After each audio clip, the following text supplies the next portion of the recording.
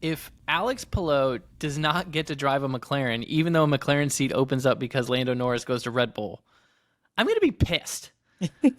Well, Did I just put a whole bunch of rumors all into one bucket so that we can kick this off? Like that was my statement that I want to start off with, and then you can officially kick it off with another Helmut Marko quote because the guy doesn't shut up. So there is some discussion that apparently Nico Rosberg has teased a Lando Norris move to Red Bull, replacing Sergio Perez, who has continued to struggle. Sergio Perez saying, if my place for 2024 is not here, I'll have to look for other alternatives. So that's basically a given. The now two-time IndyCar champion is Álex Palou, who clinched the championship at Portland. But earlier this year, just about a month ago, we saw him break his contract with McLaren because there was no real chance of him going to F1.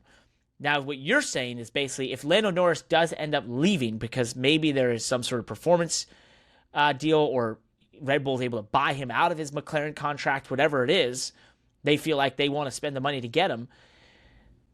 That maybe opens up the scenario where Álex Palou would have had that chance to go to F1. But he broke that contract by not committing to it and going to their team in IndyCar and wanting to stay with Ganassi, and has now won 2 IndyCar championships in 3 seasons. This is, I don't think we're going to see him go. I don't think so. But this was the possibility that maybe he didn't anticipate. There's some wild stuff. It is interesting. I mean, obviously it's all rumors right now, and I guess we're even maybe a little bit farther separated from that paddock than we are the NASCAR garage. So we're hate to be buying into too much tabloidy stuff, but that's just interesting scenarios that'll watch. Alex winning in Portland, even though as dominant as he was, I just have not thought that he was going to continue that kind of dominance since with all this drama going on, but it's pretty impressive to get the win. Obviously clinched the championship a week early. Who knows? Who knows? It's here's the thing that's cool to me, and I'm going to take this to a totally different direction than people maybe are thinking about. Yeah, we can dissect rumors. We can talk about who's the best candidate for that second Red Bull seat, and throughout what their decisions should be, and what's the ramifications of certain decisions made, and what's the financial side of those ramifications. We can also look at Álex Palou and say, hey, this guy has clearly risen to becoming the top in IndyCar really quickly. That should almost be like it was in the 90s and it was in the early 2000s. That was like a guarantee you were going to go get an F1 chance, right? But that didn't open up because the current situation and the way the F1 is designed, the super license system, we've seen drivers like obviously Colton Herta not have the opportunity. For Álex Palou, he's fine on the super license side, but there's still the incentivization right now for the feeder system to F1 to be used more so than maybe outside talent like Álex Palou. So I think that's all interesting. But the part to me that's really cool is it still shows how connected motorsports series are, right? Like IndyCar, contract in IndyCar and F1 between this driver and all those teams in the scenarios find themselves in this weird,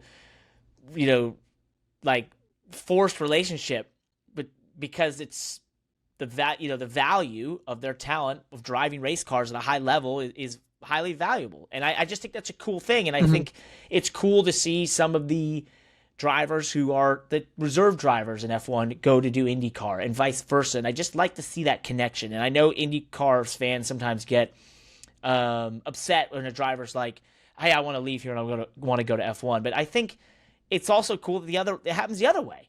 And I think that should be celebrated, that the two are that connected amongst their talent level, because that creates the respect. If Álex Palou were to go over there and do really well in F1 like Juan Montoya did or Jack Villeneuve, that to me makes that bond stronger.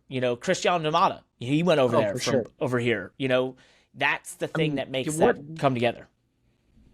What better way? Hopefully, I don't piss off IndyCar people by saying this.